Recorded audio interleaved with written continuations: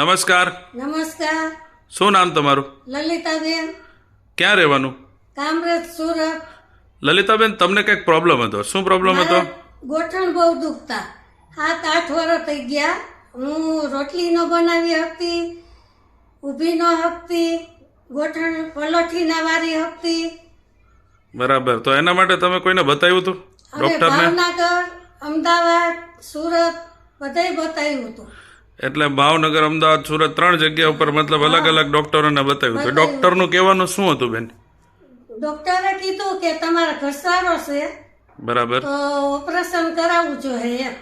તો ઓપરેશનનો કંઈક ખર્ચો તમને કીધો હશે? એટલે 2-2.5 લાખ કીધા. 2 થી 2.5 લાખ રૂપિયાનો તમને ખર્ચો કીધો.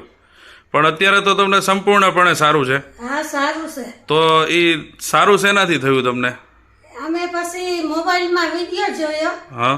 પછી અમે વિચાર્યું કે આ વિડીયો સારો અમને લાગ્યો, એટલે આપણે મીઠું દવા મગાવી. એટલે આ દવા તમે મંગાવી? હા, એટલે અમે આ દવા મગાવી. બરાબર. કેટલા મહિના લીધી દવા? આ દવા અમે 1 મહિનો ચાલુ રાખી. હા. પછી બીજા મહિનો ઈ ચાલુ રાખી. 2 મહિના તમે લીધી દવા? હા.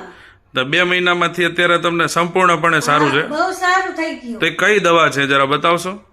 આવડી આ કેલ્શિયમ છે, એક આ બીજી, એક આ જોઈન્ટ જીમ છે, એક આ ત્રીજી. આ ઓર્થોમેગા છે.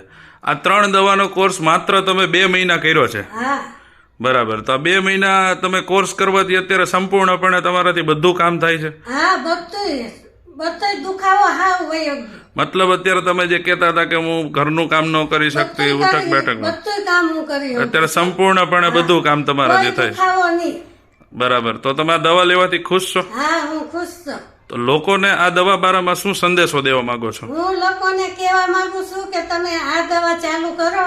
બરાબર. અને દવાખાને ન જતા. આ 100% ગોઠણ બધાયના મટી જ જાય છે. બરાબર. તો આ તમારો આત્મવિશ્વાસ છે. હા. તો ઇન્ટરવ્યુ આપવા બદલ તમારો ધન્યવાદ.